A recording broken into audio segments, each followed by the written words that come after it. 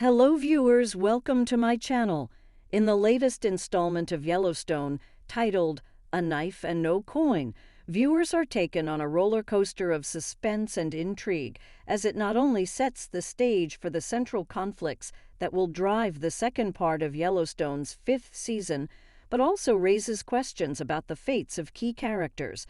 This neo-Western drama series revolves around the Dutton family and an array of supporting figures, all entangled in a web of conflicts involving Yellowstone National Park and the Broken Rock Indian Reservation. While the show primarily focuses on John Dutton, portrayed by Kevin Costner, it's worth noting that Costner announced his departure from Yellowstone, potentially signaling the end of his character's journey. Yellowstone Season 5 cranks up the drama, with John Dutton reluctantly being sworn in as the governor of Montana, despite his initial reluctance. The season takes a tragic turn when Monica, played by Kelsey as Bill, barely survives a car accident on her way to the hospital, but tragically loses her unborn child. Meanwhile, John's adopted son, Jamie, portrayed by Wes Bentley, becomes entangled in a passionate affair with Sarah Atwood, portrayed by Dawn Olivieri, a representative from Market Equities. She skillfully manipulates Jamie into taking actions against his own father, all for the benefit of her company. These pivotal storylines set the stage for the dramatic events that unfold in Yellowstone Season 5, Episode 8, titled A Knife and No Coin.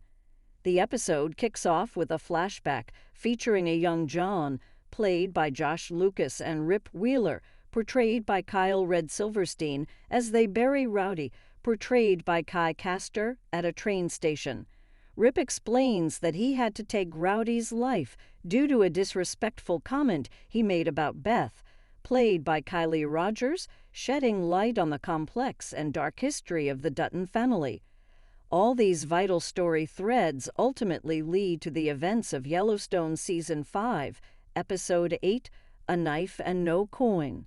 A Knife and No Coin begins with a flashback in which a young John, Josh Lucas, and Rip Wheeler, Red Silverstein, bury Rowdy, Castor, at the train station. Rip explains to John that he killed Rowdy because of an insulting comment he made towards Beth, Kylie Rogers. While it's not exactly clear what exactly Rowdy had said that upset Rip so much that it drove him to kill the man, John seems to know the exact details. However, John also explains that from now on, the next time Rip fights someone, it will be against those who wish to harm the ranch and its inhabitants. After a series of questions, John offers Rip the chance to be branded with the iconic Yellowstone Dutton Ranch Y symbol, as he believes that the young cowboy is now worthy of such an honor.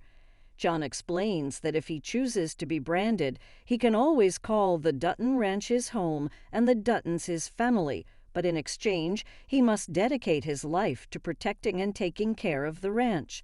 Rip says yes, and so the two return to the ranch, where Lloyd, Forrest Smith, brands Rip's chest with the Dutton Y symbol. Rip is reborn as an official member of the Dutton family. Before John goes to work, he has a brief conversation with Monica. Monica thanks John for being supportive of both herself and her family after surviving the car crash and losing her baby. John knows that Monica has a lot of strength inside her, despite all the loss and pain she has suffered throughout the show. Therefore, he offers Monica and her family their own house on the ranch and asks if she can help Case take care of everything while he's out governing Montana and Rip goes on his trip to Texas with the cattle. Monica gladly accepts both offers, and John smiles, happy with her response. Meanwhile, Teeter, Jennifer Landon, Rip Kohlhauser, and Case, Luke Grimes, are loading up some cattle onto trucks. John himself was originally supposed to transport the cattle to an area he leased in Texas, but because of his governing duties, Rip will be taking on this crucial task instead. John briefly speaks with Case and asks if he can help load up the rest of the cattle onto the trucks tomorrow, which he gladly agrees to. Then, for possibly the first time in the entire show, John hugs Case and tells him that he loves him before heading to work, which completely catches Case by surprise. At a press conference, John introduces Broken Rock Reservation Chief Thomas Rainwater, Gil Birmingham, and announces that he firmly supports Rainwater's cause to stop the construction of a pipeline, promising to use all his powers as governor to help. After John's introduction, Rainwater then gives his speech in which he expresses his strong opposition to the pipeline's construction as it will negatively affect his tribe's well-being. However, Rainwater's speech is cut off when news breaks out that Jamie Dutton had filed articles of impeachment in the legislature against his father, Governor John Dutton, for violating several state laws, such as reckless spending that cost Montana billions.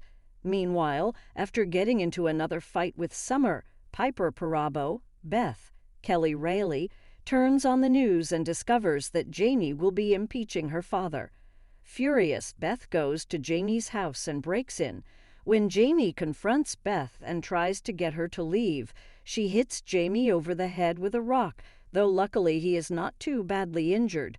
Beth threatens Jamie with pictures she took of him disposing of his biological father's body at the train station, and says that if he does not resign from his position tomorrow, he will show these pictures to the sheriff and have him arrested for murder. However, Jamie responds to Beth's threat by revealing a dark family secret.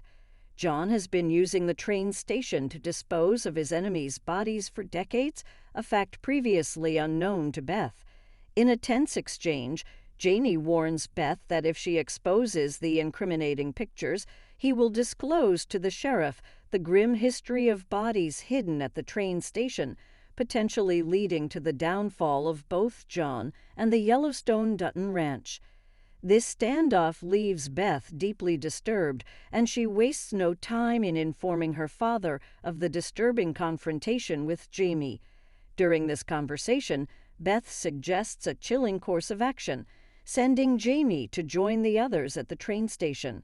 John, however, remains silent, leaving his decision unclear.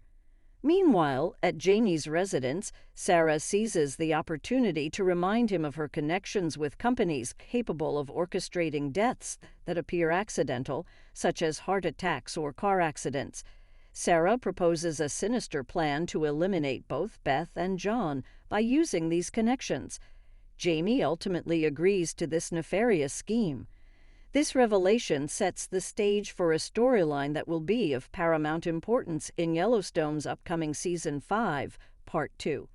Both sides of this intensifying conflict have reached a critical juncture, where they are now willing to resort to lethal measures to protect their interests and seek vengeance.